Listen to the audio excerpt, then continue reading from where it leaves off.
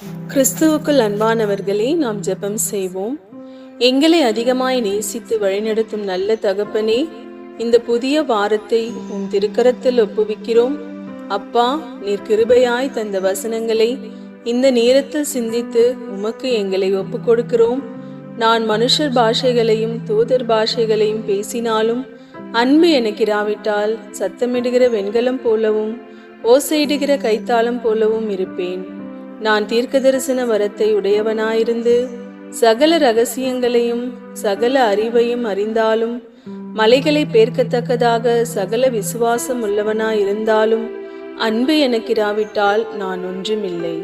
எனக்கு உண்டான யாவற்றையும் நான் அன்னதானம் பண்ணினாலும் என் சரீரத்தை சுட்டரிக்கப்படுவதற்கு கொடுத்தாலும் அன்பு எனக்கு இராவிட்டால் எனக்கு பிரயோஜனம் ஒன்றுமில்லை. அன்பு நீடிய சாந்தமும் தயவும் உள்ளது. அன்புக்கு பொறாமை இல்லை. அன்பு தன்னை புகழாது, இருமாப்பாயிராது.